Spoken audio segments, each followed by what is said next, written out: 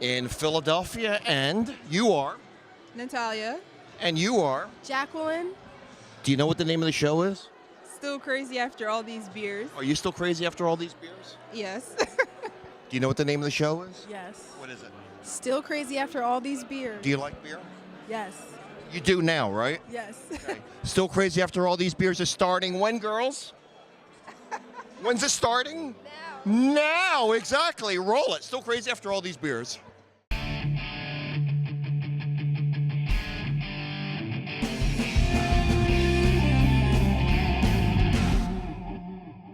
Still Crazy After All These Beers is brought to you by our friends at Michelob, crafting a better beer. And Porta Pong, the world's #1 best-selling inflatable beer pong table at portapong.com.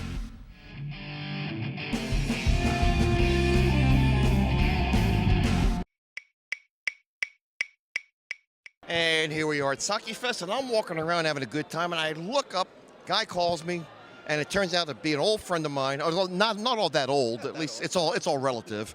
Tony Eldis. Hi, Tony. Hi, Gary. How you doing? One of my buddies here from the Atlantic City area, and you're up here at Sake Fest. Now, you and I are big beer drinkers. We love our beer, but we've branched out. We've gotten into sake, and I know this is your first time coming here to this event. Yeah, I've been trying to get here for the last 3 years, and this is the first time my schedule said okay, and here I am. You and I talked about it last year coming up together. It just didn't work out, but we chatted about this over the last few weeks. I know you're coming up here today. So how does a beer drinker, or why does a beer drinker get into sake? It's just a natural progression to check out other beverages. Yeah, I've been trying to do that all along. I mean, I've been branching out into things like scotch and bourbon, and this was just a natural progression. I mean, it's very much like beer. It's brewed. It's basically the same ingredients that you'll find in beer as a grain, your yeast, water, and so it's why not? Try it.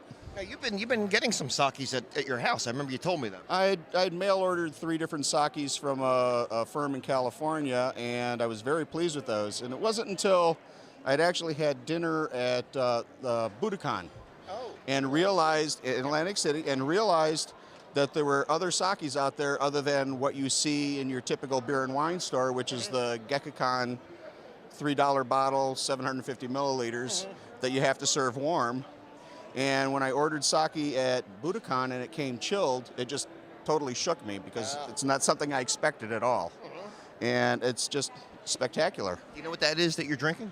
This was a dry sake, Rain After the Moon, I think it was called. Okay, all right. So, and as we said, sakes can come dry, they can come sweet, depending on the level of filtration. That's correct. There's the Nagoris, which are the unfiltered sakes, very much look like skim milk, and you actually have to shake them up before you pour them because everything settles out in them. Right. And I had a chance to try one of the Nagoris and a filtered version of it, and they're very similar in taste, but the Nagori's got a much creamier flavor going to it because of the unfiltered quality. That's going to wrap up our Michelob Minute. Tony Eldis, thanks for joining us. Enjoy the rest of your night here in Philadelphia. Enjoy those sakes. Kampai. As I'm drinking beer. Yeah, but it's aged in sake barrels. But it's aged in a sake barrel. Okay. All right. Thanks, Tony. You're welcome, Gary. And here we are in Philadelphia, another edition of Still Crazy After All These Beers. And I'll tell you, one of the premier beer retail locations in Philadelphia is a spot called the Foodery. And I'm with a couple of guys from the company. This is Glen. How you doing, man? I'm doing good. And what do you do over at Foodery? I'm the manager and also a beer consultant. Help people. Yep. And I got Kyle over here. And what do you do at the Foodery? I am also a beer consultant, selling beer. Which means you get paid to drink, right? Yeah, that's basically it. Okay, that's good. Tell us about you. How many different beers you have over there, man? I have over 800 and almost 1,000 at the larger location. How do you maintain an inventory of 800 to 1,000 beers? Well, it comes down to the knowledge of the employees. We get to try them, we get to share them with our customers, and since we know them, a lot of people have been there at the Foodery for a long time. We're experts in this area. Now, Glenn, every state is different, and I don't know what it's like in PA, but if can a person sample beer within the Foodery or no? Yes, you can do tastings, and we do have tastings on a regular schedule. We'll bring in something like we do here and give out samples. How about the beer we have here, Carl? What is the beer that I've been drinking tonight? We are sampling the Hitachino XH. Hitachino is a small Japanese microbrewery, and they do world styles. So this is their Belgian brown, and it's matured in sake casks, which is why we brought it here. That is unique, matured in sake casks. That's really unique, and it's the first time I've had it tonight, although I've had Hitachino before. Now, obviously when we do think of Japan, we think of sake, and we think of some of the larger breweries as well, but there are now microbreweries, huh? I think that they've actually, the Japanese, they love American culture, and we are brewing, and I think that they're starting as well. So we get Hitachino here, but I think that there's a burgeoning scene in Japan. Interesting stuff. Now, getting back to this beer, this is aged in a sake. It's a sake soju cask. The brewery actually makes sake. They made sake for over 150 years, and they take the leftover barrels, wooden barrels, and put the beer in it to age for several months, and that imparts the extra flavors. Glenn, one of the popular things taking place in this country is now taking beer and maybe like bourbon barrel aging it, seeing a lot of that. So this is something new, right? Yeah, absolutely. Okay. And it's starting to take off. Yeah, it's just here we have whiskey, over there they've got sake, same type thing. What's been the American reaction to this? Everyone loves it. People have been having a great time drinking this tonight. It's they're surprised how good a Japanese beer can be because they're used to much lighter ones. Absolutely, you see a lot of the the lighter pilsner and lager styles usually in Japan. You don't really think of them in terms of big flavorful beers. Yeah, well, actually, Brooklyn Brewery has been over there for years. Garrett Oliver. Yeah, they love him there. He's a rock star. So he's kind of a rock star everywhere he goes. Yeah, he is. But yeah, they've been over there for some time, and yeah, you know what?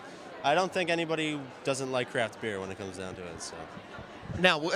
That's absolutely. With all the beers you have, what's the hot ticket? What is going on? It's still the Belgian ales, obviously, right? Belgian ales are definitely huge in Philadelphia, and there's been a lot more experimenting with beers with all different kinds of ingredients. You can see chilies and all kinds of crazy things going in the beers now. People are really stepping up their recipes and try to get everyone's attention. You sit back and you say, what is the next trend? It's tough to predict, but beer keeps evolving, doesn't it? Yeah, one trend that we have been seeing is breweries growing their own hops and using that in special batches of beer. It's a way to maintain the quality and keep it organic and all natural.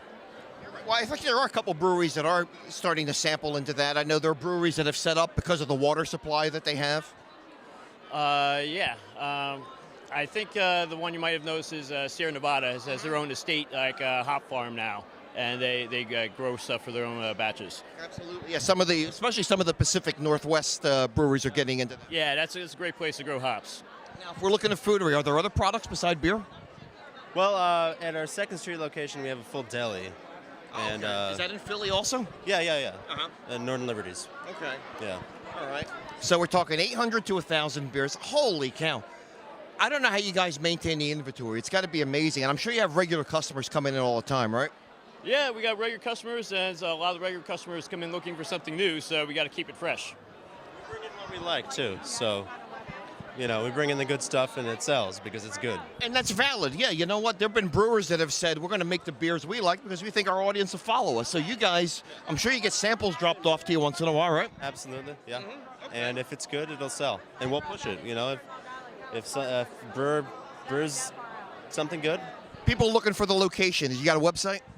Yes, we do. It's www.fooderybeer.com, and we have locations at 2nd and Poplar and 10th and Pine, and also a associated beer distributor in Northern Liberties now, too, called Global Beer Distribution.